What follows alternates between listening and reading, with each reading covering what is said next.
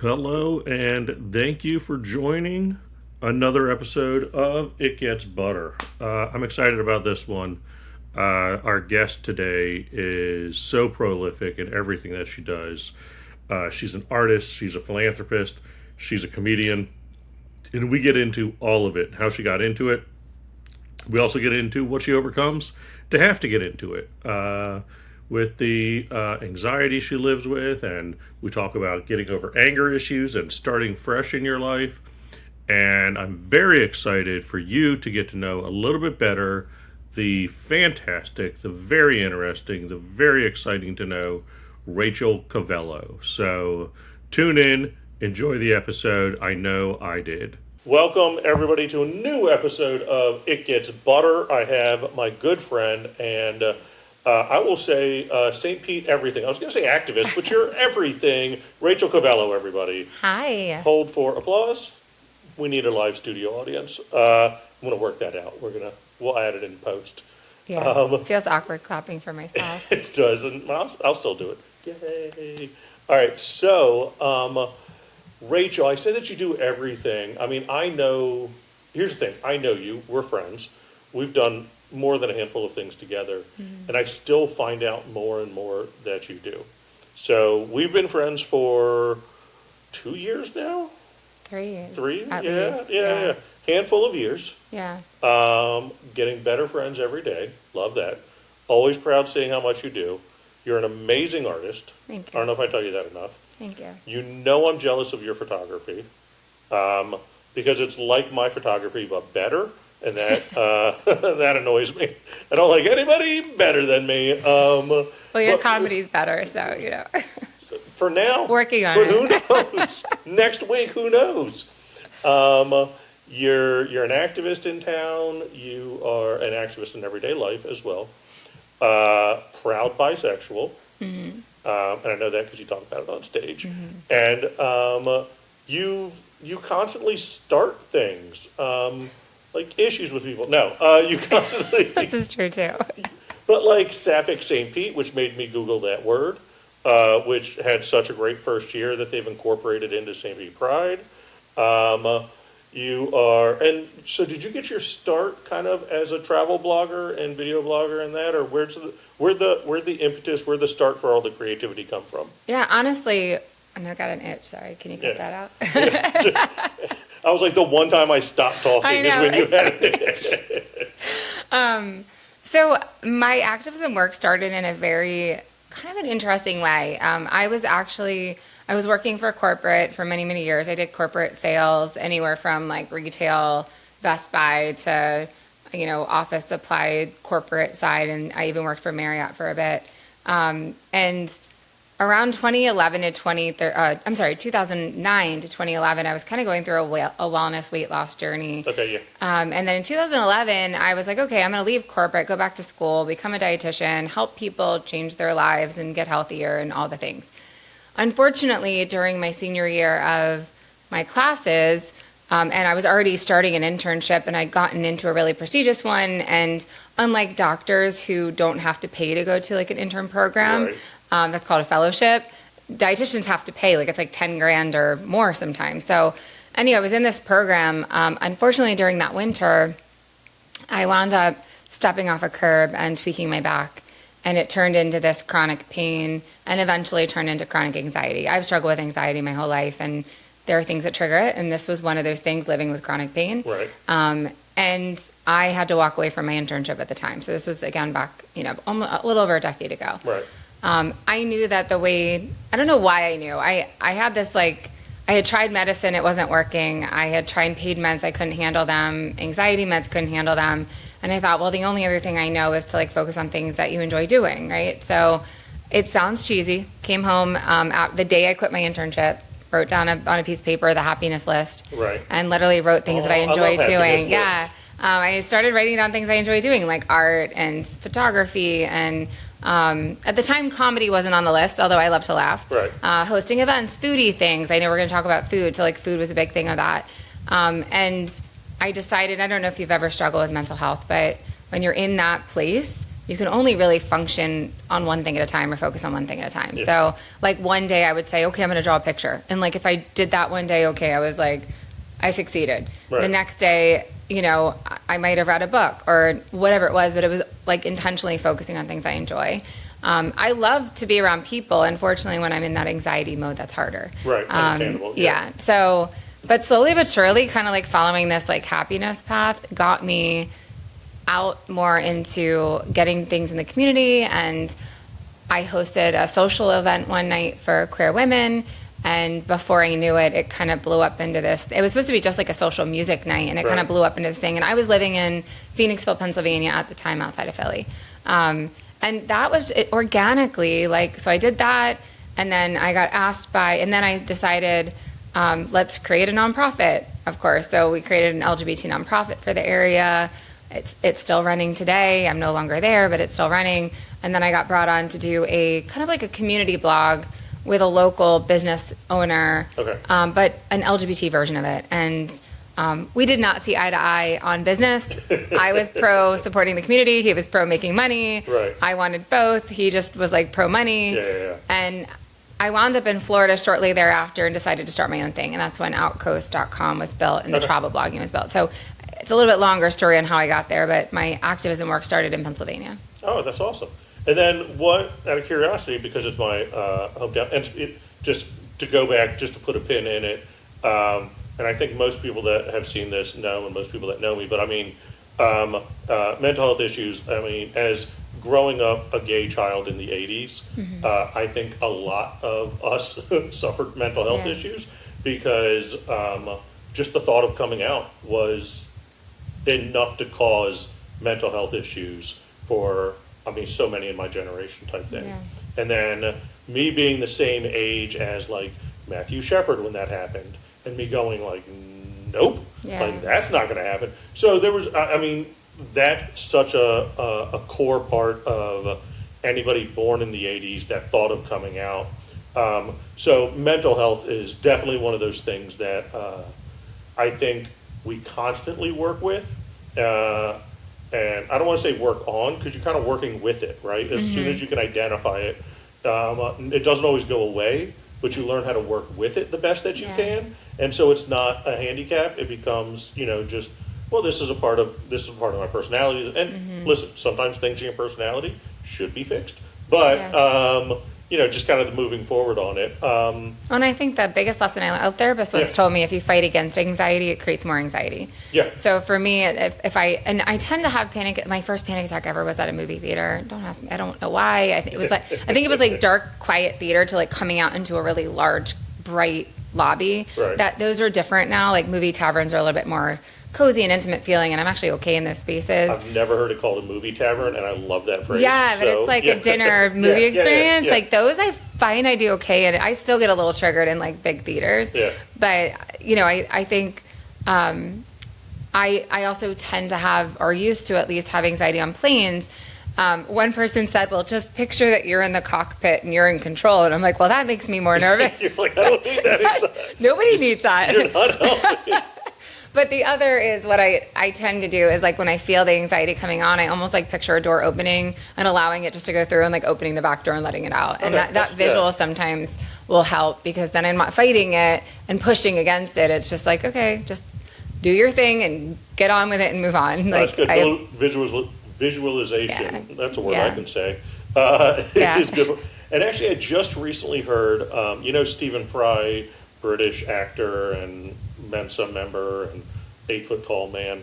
Do you know who I'm talking about? I know the name. Okay. And so if he's watching this, I'm sorry if I actually know you. If he's watching this, call. We'll have an episode. He's been in a bunch of things. It would be for Vendetta, et cetera, and he's also a member of Mensa. He's a very intelligent man and highly respected. But he was doing an interview in which they asked him about him being, I believe it's bipolar. And so he suffers with manic depression is what he suffers with. And I'm curious if this would translate to anxiety. And we don't always get into this stuff right away, but since we're here, let's stay in it. I loved his analogy. He says for him, he looks at when he's in the depressed state as it's like when it's raining. If you're outside and it's raining and you're getting wet, you have to understand you have to understand that it's not your fault that it's raining, and that sometimes rain happens, and that's not your fault, and you just need to let it rain. And you understand also, you have to understand that it's not going to rain forever. It doesn't rain forever. So that's how he gets through his depressive states, is understanding this won't last forever. This happens.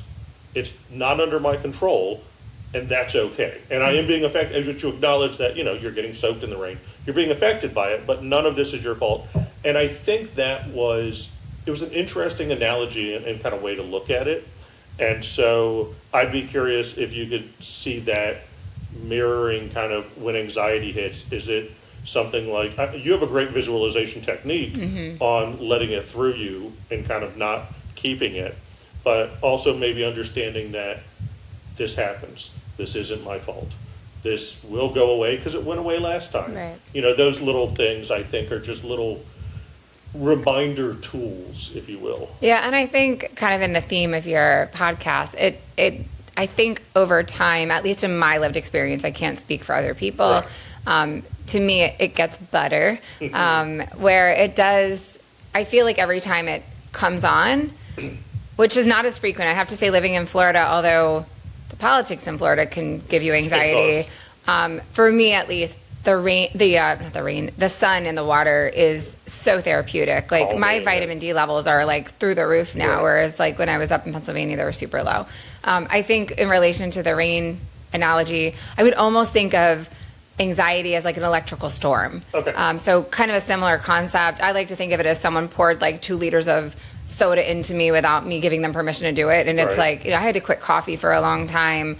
Until I wound up with like COVID migraines and started a little bit again. But I won't drink coffee before I get on a plane. I won't drink coffee before I go into certain places because I don't need that electrical, it's almost like an electrical current coursing through you that you can't turn off. Like there's no off switch.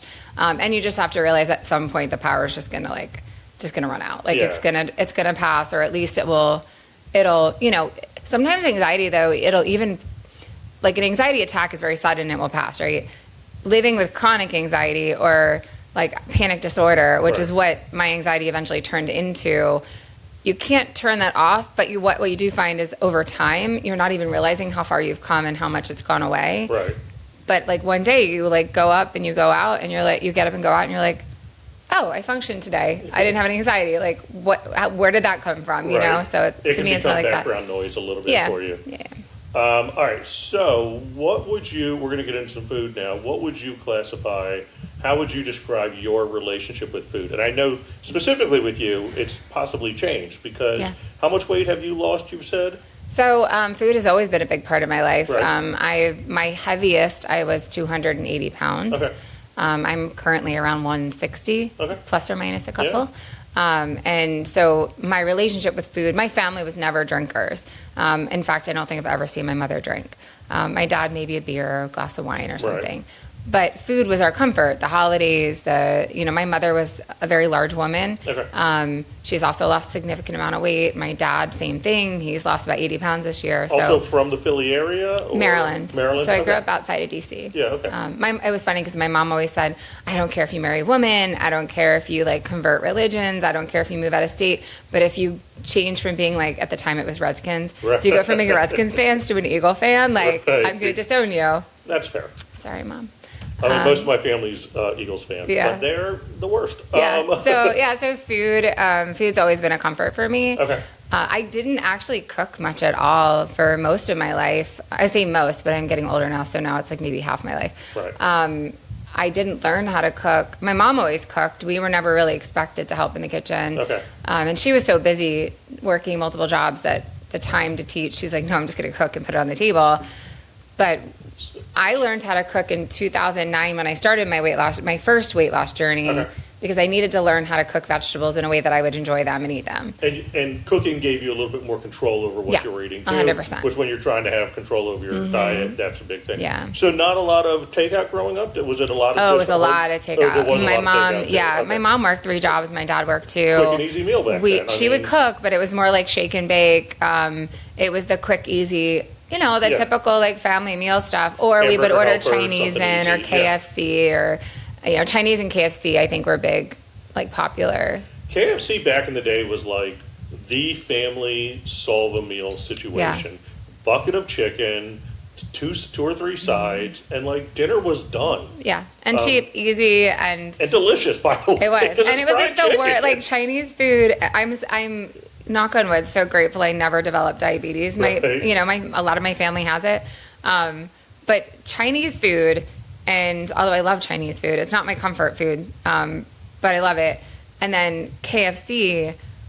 It was always high fat, high carb, high sugar. High sodium. Because I liked all the high sugar stuff, or lo mein, or the barbecue sweet chicken, and but yeah. So that was kind of my upbringing. I also grew up in a family that loved ice cream, or still loves ice cream. When I visit family, we're always getting ice cream. Delicious. It is. It is. Are you a scoop or a soft serve guy? I'm a scoop guy because they have better flavors. Soft serve here's the thing though, like soft serve's delicious and it's just ready to eat immediately. Yeah. But like your choice of flavors goes down a ton. But if you go to into a classic, if you go down to Larry's on the beach and there's 52 flavors of that hard scoop, there's just better flavors. Yeah, I'm more of so my addiction used to be a Dairy Queen Blizzard. Oh, sure. And like peanut butter chocolate, anything peanut butter chocolate, Heath Bar, Butterfinger. Yeah. And it was funny because when I was at the peak of my weight, my former spouse and I were still good friends, typical, lesbian world. But any time I would have a Blizzard, I'd come in the house and then slip the cup underneath the trash a little bit, hiding. It was like a shame food for me. It felt good, it was comfort, but it was I had a lot of shame around indulgence. I don't anymore, but I did for a long time. And every now and then she would see the cup and she would just come in and she'd check in with me. It was never a shame thing. It was more of a, hey, what's going on?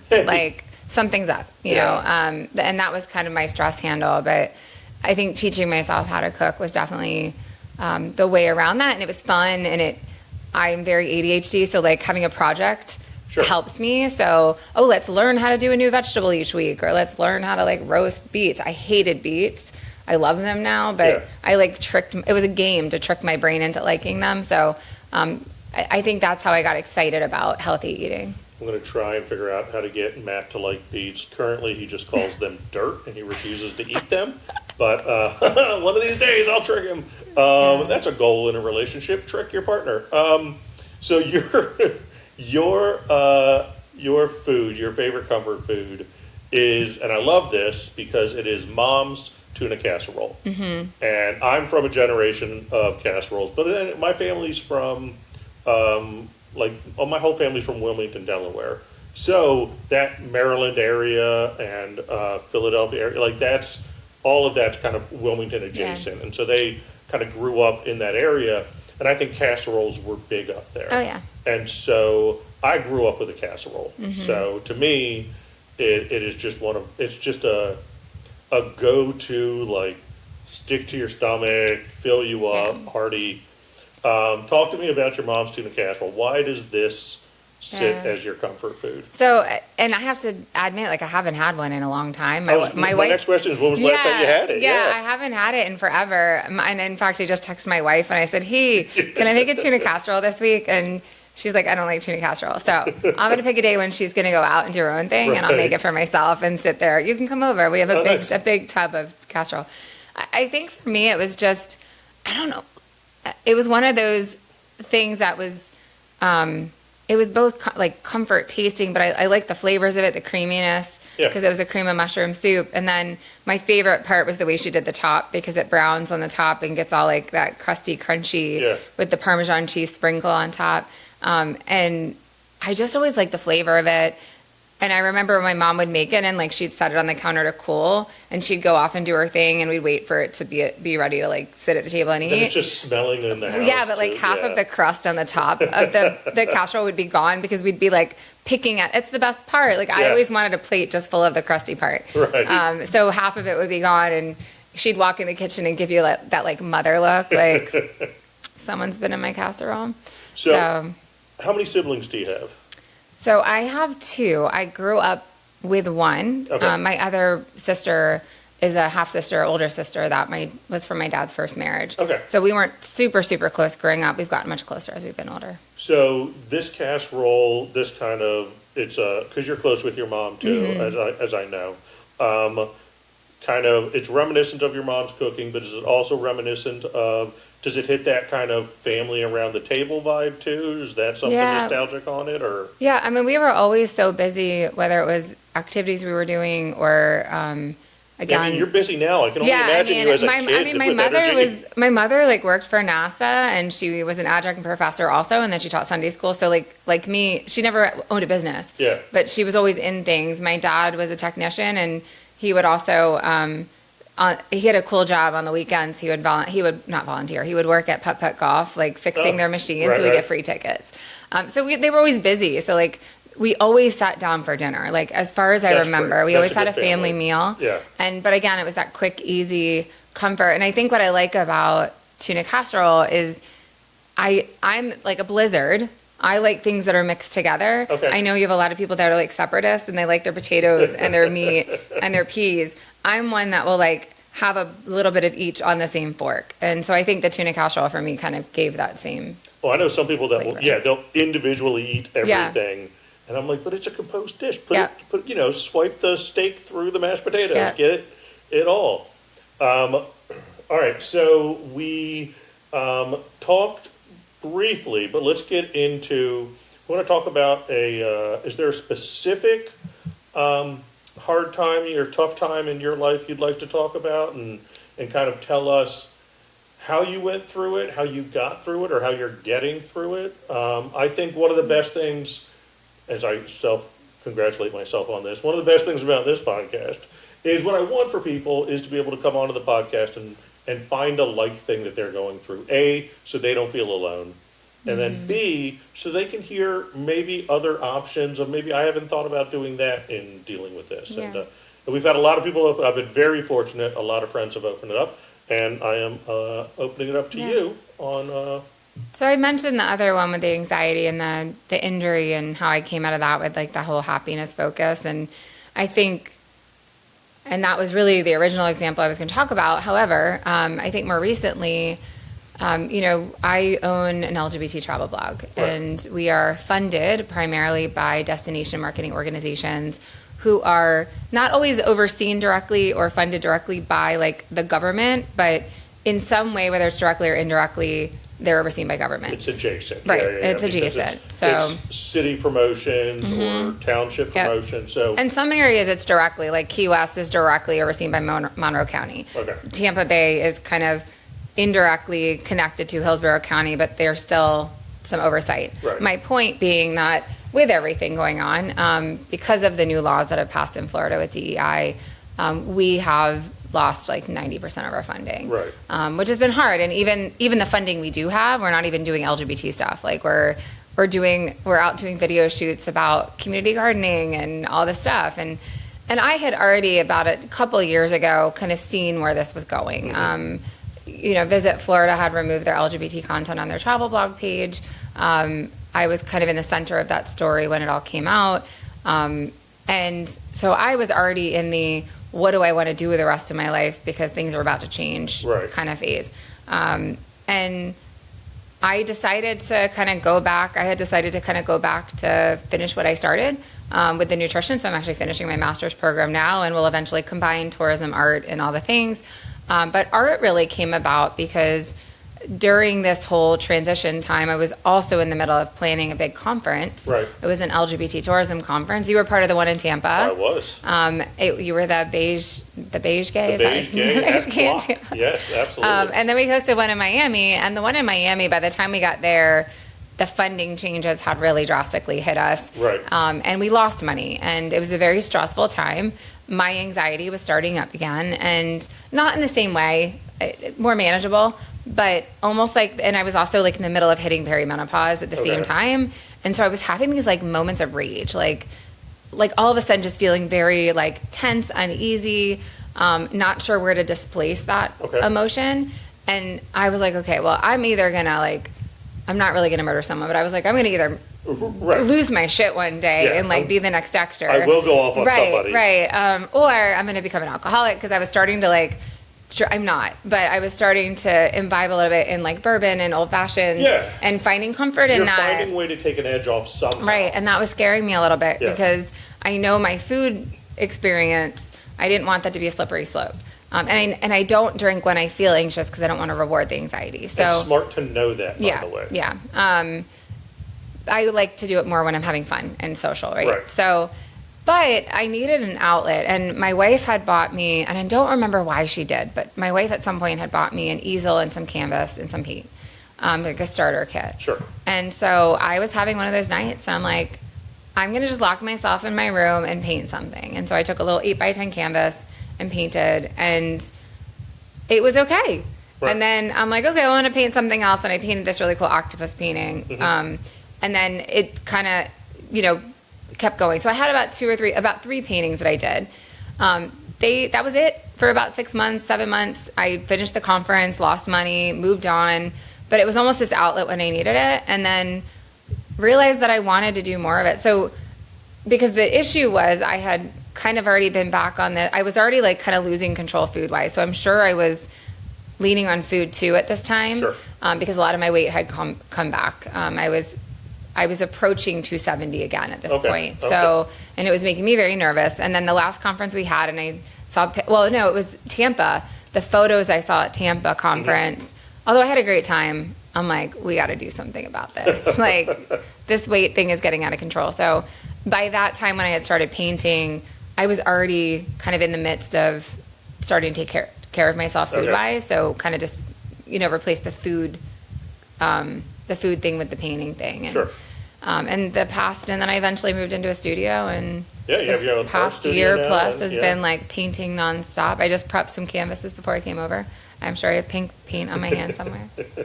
So that's interesting to me. So I like that, outside influences were causing, you're already an anxious person, as you know, but now they were causing anger. You weren't, anger's such a weird thing too, by the way, because anger's rarely the real emotion that we're feeling. Mm-hmm. Anger's kind of our go-to on, I don't know what I'm feeling, and so I'm angry, because I know how to express anger. Anger's an easy expression. Mm-hmm.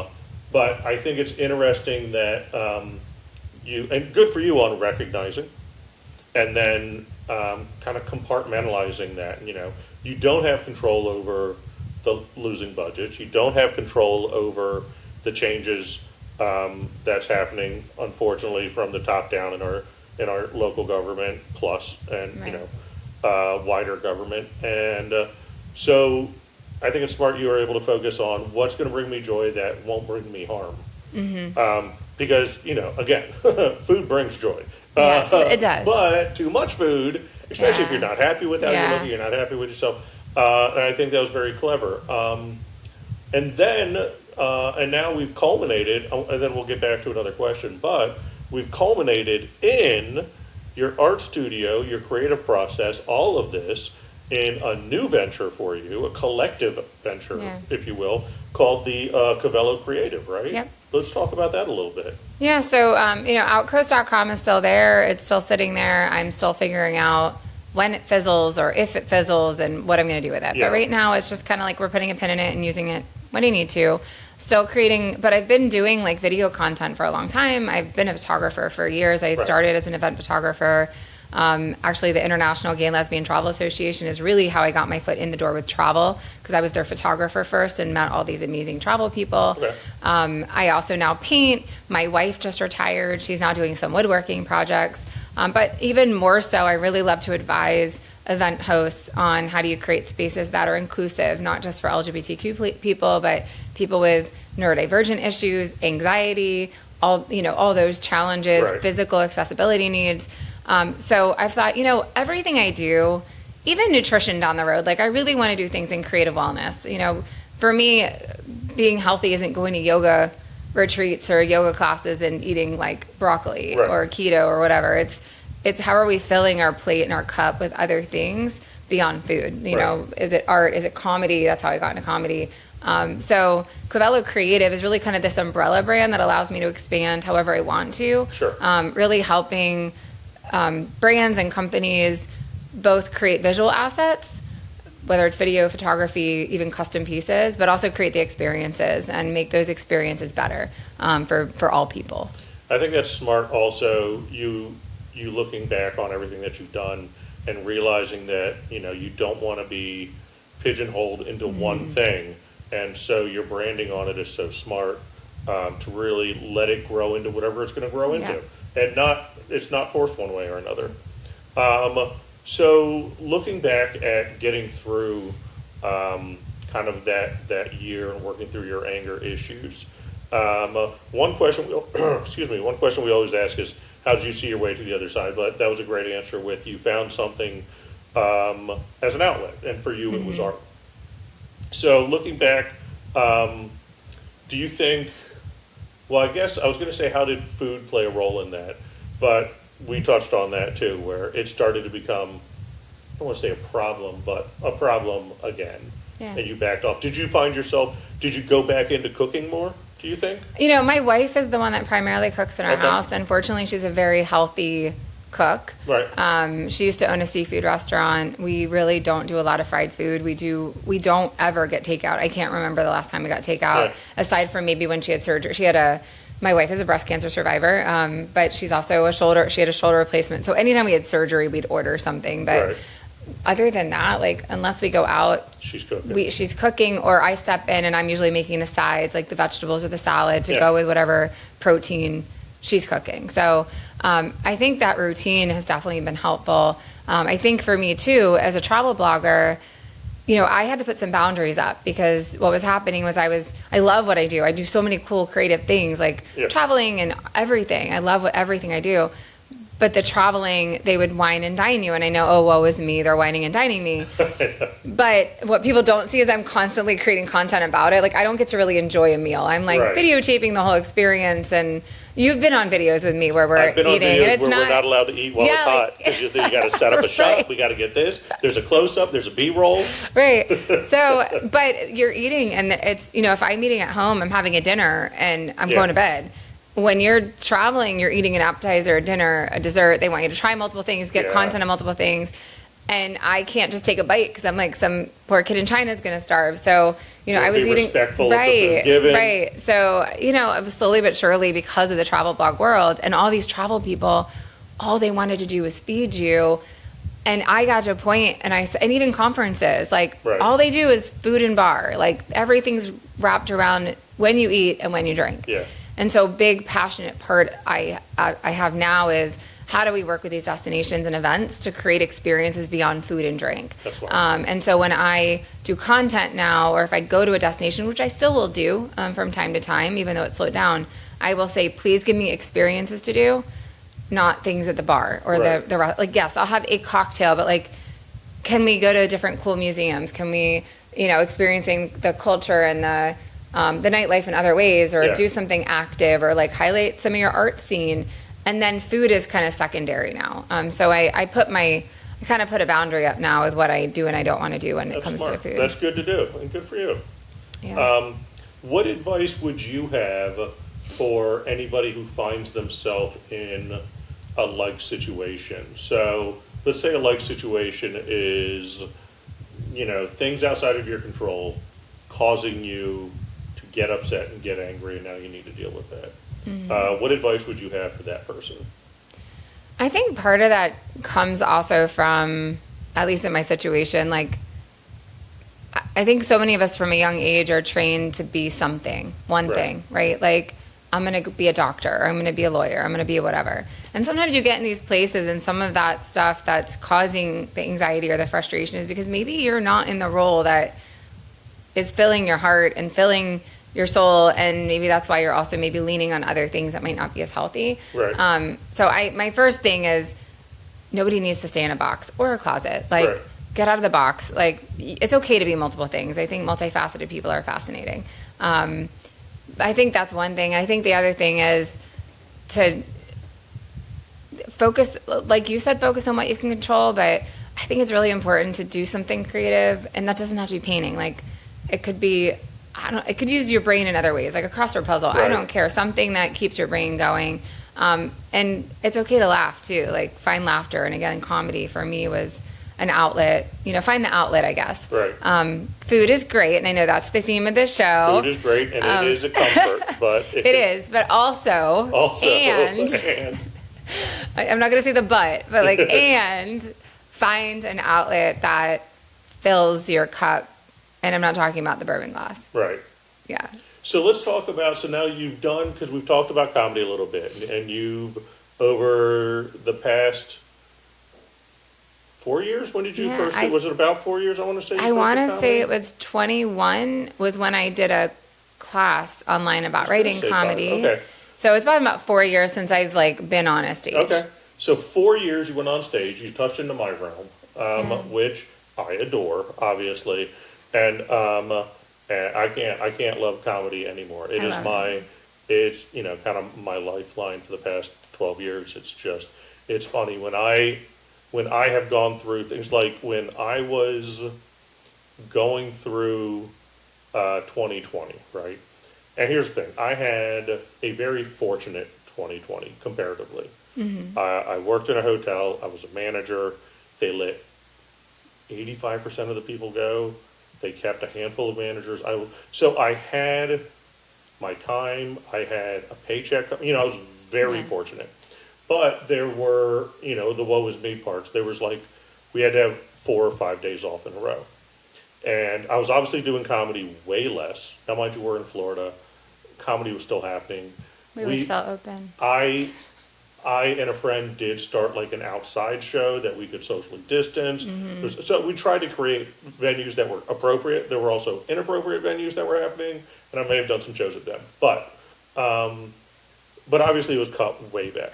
And I remember day 3 in a row of being off, and it'd been a while since I'd done anything.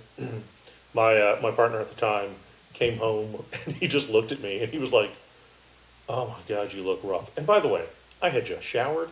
I'd washed the dogs that day. I had an active morning. I thought I was doing well, and he just was like, "Oh God, you got to go do comedy." Is this why you broke up? No, that's not why. The days my wife looks at me and she's like, "You're real." And granted, my wife is 17 years older than me, so my wife looks older. She's got, I love her. She's hot, but she's got a little saggier eyes and stuff than I do at her age.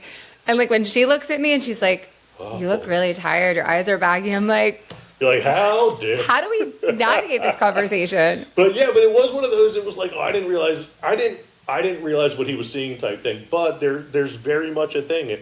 If I go 2 weeks without getting on stage at all, I act different. I feel different. Mm-hmm. It's my joyous outlet. Yeah. Right. And so I understand that aspect of it. So 4 years ago, you got on stage. What was your interest in trying comedy? What attracted you to that as an outlet?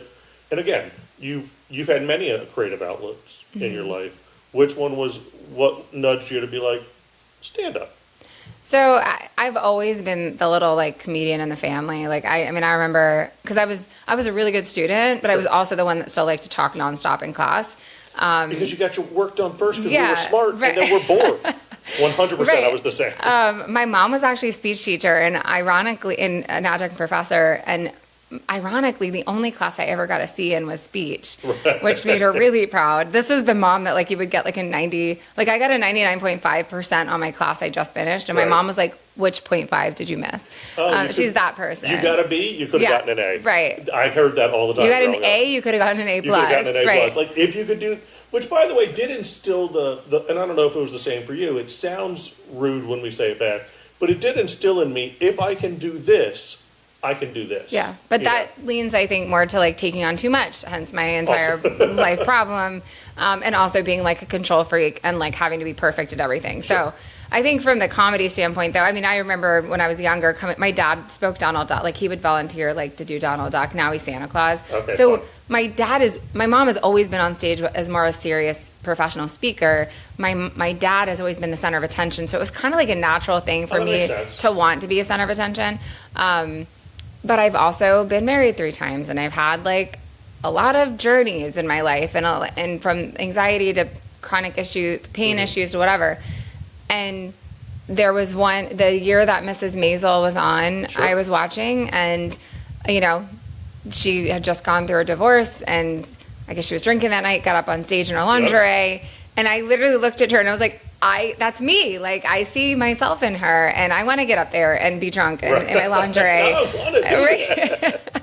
And it was so bold. And, you know, although painting is an outlet for me, and I did notice the same as you, like, I had been traveling the last couple of weeks, and I found myself getting tense again and hadn't painted in 2-3 weeks. And I got back into the studio last week and painted, and, like, all of a sudden I was grounded again.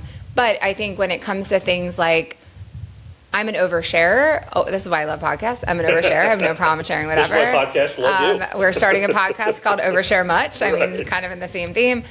And so I think for me, the comedy stage gives me that outlet to overshare, but in a very strategic, controlled, puppet master kind of way. Like, I love the feeling of, you know, I was a chubby kid when I was younger, and so I was the one that was like, kind of like picked on. And so being able to like take the stage and owning the stage and being able to control when people laugh at me and when they don't laugh, there's a power to that. I mean, I sound like creepy, like power hungry person. That's not actually true, but it is. Cause like, I don't want people laughing at me. I want them laughing with me, and I want to control when they laugh. And I love the creativity. My mother's a great writer. And even though my dad is like cheesy funny, my mom is the smart wit one. I mean, both of them are amazing, and my dad's the photographer. I get that from him. But my mom's very quick-witted. Like, she'd be amazing on stage. In fact, I tried to get her on stage when I was in Maryland last time, and my dad was too afraid that she'd make fun of him. So she declined politely. She's the peacemaker in the home. I'm the fire starter. She's the peacemaker. She's like the fire hydrant. So, no, but it was Mrs. Maisel and Poppy Champlin at the time was hosting. It was COVID up in Providence, Rhode Island. Maybe not in Florida, but it was definitely COVID up in Providence, Rhode Island. And Poppy was teaching an online class. I took a couple online classes, so I did that one. I also did like a digital marketing class at the same time. But so I took her comedy writing class, and my first official show was a Zoom show, which is awful, rough. But get the worst out of the way first, I guess, right? But the funny part of it, what made it funny was my mom and dad were on the Zoom. Oh, perfect. And so I shared stories from my puberty years about that embarrassed me that my dad did, and like those things. And so it was like almost everyone on the Zoom call was looking to see how my parents were reacting during the Zoom call. And then I really didn't do much. I was maybe on a stage once. I went to, is it Spitfire? Spitfire, I think, yeah. And back when they did stand up. So I did an open mic there, and was not great. And Welcome to an open mic. Right, and then Poppy called, and she said, "Hey, I'm coming to Tampa. I'm going to be at the time it was the Improv, Tampa Improv, which is now the Funny Bone." And she said, "Do you want to open for me?" And I'm like, "Poppy, I've like barely been on stage. Are you sure?" And she's like, "No, I trust that you're going to do great." Right. So I opened for Poppy, wearing this bright rainbow shirt, and got on stage. I'm trying to think, what year was that? I think it was like, I know you and I have talked about this, because I went and I filmed Poppy when LG Gray helped open for her. It was the year after. It was the year after that. Okay, I missed that. Because I was at LG Gray. Okay. So I opened for her, and I'm trying to remember. I know I did one show with. I had a couple of cool comedians. Dana Goldberg, I opened for her with Poppy. So I've met some cool people. Yes. But my first show was 225 people. Yeah, that's like every comedian has that. Right. And so I mean, looking back now, I realize how blessed I was to be put in that situation, because now I have the credential of being on stage with that kind of audience. Right. And so many comedians wait years for that to happen. Right. So it was truly a blessing, and Poppy really trusted me. And then she brought me back each year. I've done it 3 years in a row now. Right. My biggest challenge with comedy, because I don't do it full time, and my ADHD is memorization. So, I don't do it enough to just get that ingrained in my head. I'm getting way better at it. And so many of my jokes now, like if it's a new audience, I've got them, I know them, I do them while I'm at the bar. Yeah, like I do these. It's just remembering the order in which I'm going to do them for that show. But now I think for too long I tried to control it. Now I kind of just like flow with it, and if I forget a joke, okay, let's move on to something else. And I'm getting way better. I'm studying a lot more on like crowd work and getting way better at that. So it's kind of a game for me to like see how good I can get. It's also, and I think people don't think about it as much. It's funny because one of the things that kept me out of stand-up for so long when I wanted to get involved was I respected the writing so much because it's such a process of the writing, and the better writing, the easier it looks, but the easier it looks, the more it looks like anybody can do it. And then, there's just the best writing makes it look seamless. Right. And so that's what I love, that, you have this background of writing and wit and showmanship in your family and your parents. And I'm sure you've noticed, and I think, one of your benefits of starting with, a Zoom show, and then your next one being 250 people plus, is, and I'm sure you'll attest to this, getting 250 people to laugh is so much easier 100%. than getting 5 people to laugh, because they're an anonymous laugh, right? It's easy to laugh when if you're the only one, the whole room's not going to look at you. And so, because I know people have asked me, they're like, how do you perform for bigger audiences? And I'm like, easy. Like, that's the easiest thing. So for your first I love big audiences. Yeah. I may get nervous like before the stage, but once I'm on the stage, I don't have autism, but I've heard of like those situations where someone with autism can, like my niece is a little on the spectrum, and so she gets on stage and she is a different person than when she's not on stage. Right. I'm the same way when it comes to comedy. Like I'm nervous ahead of time, then I get up there and I love it. But I think what I love about the big audience is, again, you can get those like 2 or 3 people that are laughing at something kind of anonymously, Right. and they get a joke, and then all of a sudden you pause, and I've learned to pause, which is the hardest thing. Yep. And then the trickle effect happens. And I had this recently. I make a couple of jokes about arthritis. One of my favorite jokes and most popular ones is like I talk about, I'm only 45, but I have arthritis in my hands. I'm like a lesbian with erectile dysfunction. Right, which is a great joke. Thank you. And it always does well. But recently my wife was also diagnosed with psoriatic arthritis, which is when like, your knuckles are all kind of like bumpy and ribbed and everything. And I said, which sucks for her. And I don't even get to land the plane, or what I guess the kids are saying, put fries in the bag with this joke, because as soon as I say which sucks for her, the audience, you'll get the 2 people that will giggle because they know what's coming. And then and this is the first time it happened to me, I actually turned bright red and I just started laughing, and I'm like, wow, I guess you guys got it. And then everybody was laughing like at my, not my embarrassment, but like my being caught off guard. And so it's such a fun experience when you get a room of that many people laughing at something. And then for me, one of the best creative outlets of it, one of the best, we'll say advantages of that creative outlet that I get to do is it's instant. I mean, it's also addictive because it is. It's instant gratification. It is, when you paint something, you're going to put a lot of time, you're going to put it up, you're going to get some people interested, you'll get some compliments here or there, but it takes so long from point A to point B. Photography, you're going to edit, you shoot it, you edit it, you get it done. Finally people see it, you get some gratification.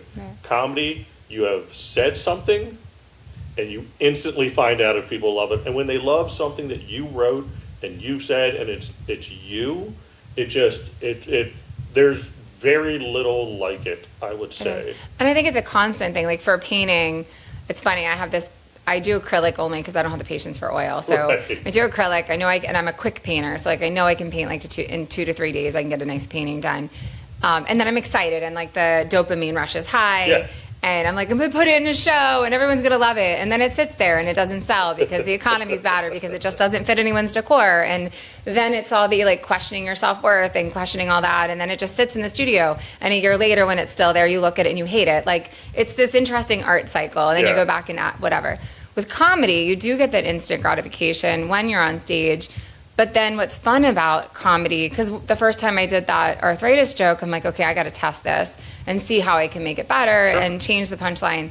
So then when I'm out socializing and I have a bourbon or two and I'm kind of like, those jokes are rolling off my tongue with people I've never met before, and then I find new ways to say it, or I'm rolling something, that dry wit's out there, like coming out of me.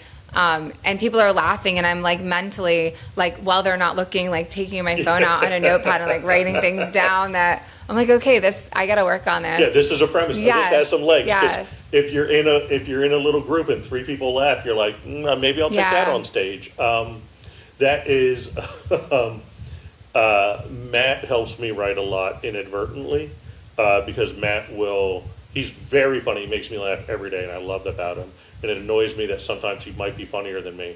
But he will say something, I'll say something, then he'll say something to me, and it'll catch me, and I'll go, that's going to sound great when I say it on stage. And, and that's my wife and I do that all the time. And my wife and I are so different. Margaret is, you've seen Margaret, met Margaret. Yeah. She and I are so drastically different.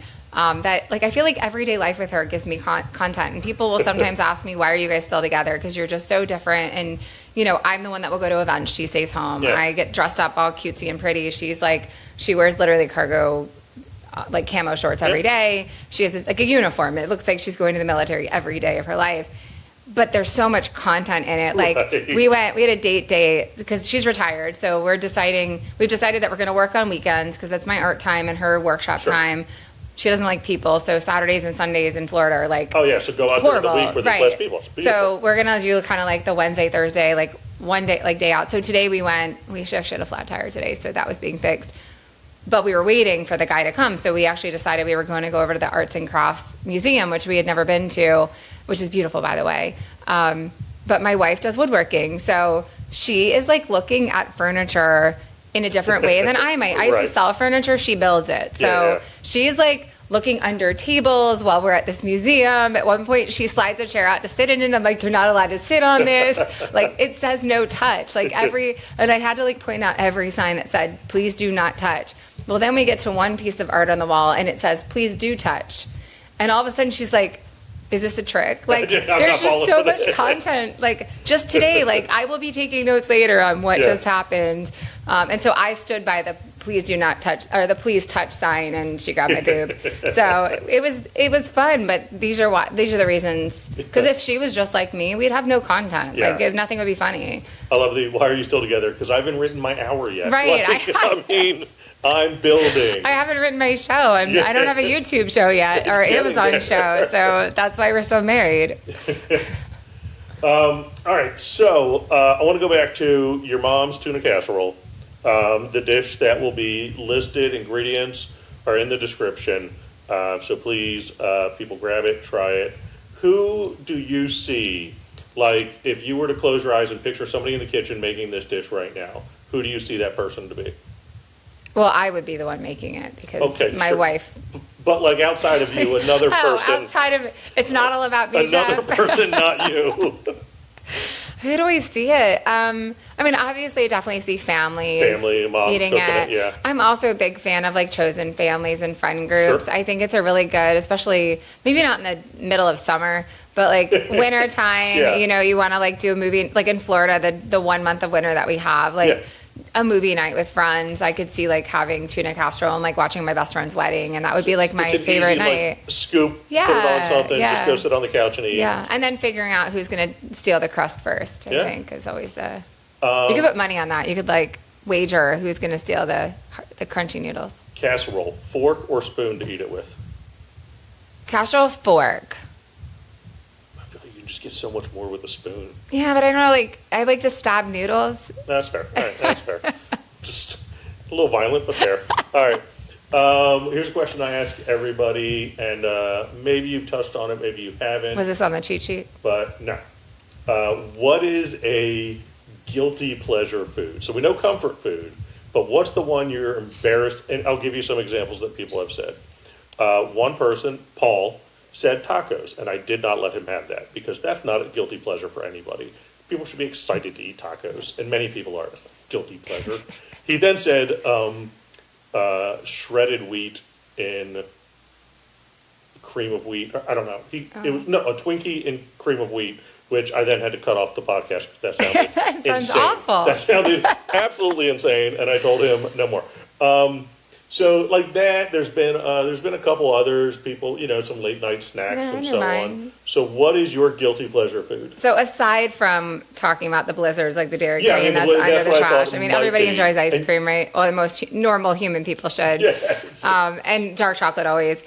This one might surprise you because not a lot of people like it. Okay. In my cabinet at home in the back corner, hidden when I need it, Right. I have 2 boxes of black licorice.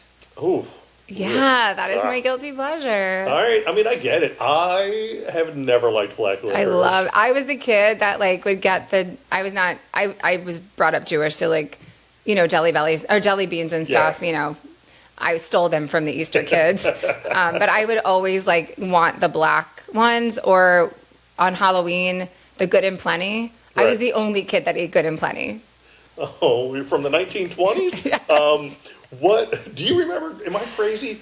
Growing up, wasn't there, and I know I'm older than you, but growing up, wasn't there like red Twizzlers and black Twizzlers? I feel like there was regular. Yeah. There was regular. There's licorice multiple now. Like Twizzlers. we had a vendor outside of our art studio for some festival recently that had like a whole table of Twizzlers, and I tried the black liquor because they had samples. Thank God, because I didn't want to waste my money. Yeah, on. obviously. And I'm picky. Like I know where the best place to get black licorice is in St. Pete.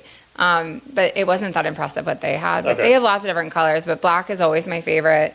Chocolate. They do have a chocolate one. I don't like weird. it anymore. Okay. Younger, I liked it. All right. But yeah, But black licorice, and then ho-hos growing up was my other Okay. indulgence. I like So that kind of anise flavor of. love anisette. I love Yeah. Indian food, and so after Indian, I love having the little licorice. Yeah. Because they have those little mini licorice candies afterwards with the Yeah, anisette. those are also disgusting. All right, good to know. All right, well, Rachel, I want to thank you. We have taken up an hour of your time, and I appreciate you. You do so much. You do so much for the community, but also you just do so much. Take a break. But I love it because everything you do is good. You do it well, and I'm gonna do it butter. you're going to do it butter. I'm always impressed with it. I'm excited about your new venture, the Covello Creative. I'm excited about your new podcast that you're going to be having come out. Congratulations on working towards finishing up school with the nutrition. Thank you. And it's just everything you put your foot in, you do well. I know we'll be sharing the stage again at some point sooner than later when I'm done my 2.5 around the world travels that I'm doing. But nobody gets travel like you do. Where can people find you if they want to find you, look you up? I know you have a great website. I've actually saved it, and I'm stealing ideas off of it. Where can people find you? And then finish up with some personal thoughts and advice on food. Yeah, so the new brand is covellocreative.com, and then outcoast.com for travel tips if you want those. I'm easy to find. Apparently, I'm the only Rachel Covello in the world. There is an obituary out there, but that is not me. So I literally own... Now you're the only one, because that so obituary I is done. literally own rachelcovello.com. You can learn all sorts of stuff about me there. Rachel Covello on Instagram, etc. I have multiple pages for art and comedy and stuff like Covello Comedy, but Rachel Covello is the easiest place to start. Sure. And then you can filter. And then what? Give some personal little thoughts and advice on food. You're somebody that has gone through ups and downs with food over the years. What would your advice be to somebody watching, somebody listening? Is it start cooking your own? Is it, gather around the table? What's your advice? Yeah, I think definitely you don't have to love cooking, but I think cooking definitely gives you a little bit more control. Sure. I always tell people start with the vegetable and protein and then add in your fun grain. Sure. Give the love to the veggies. They're good for you.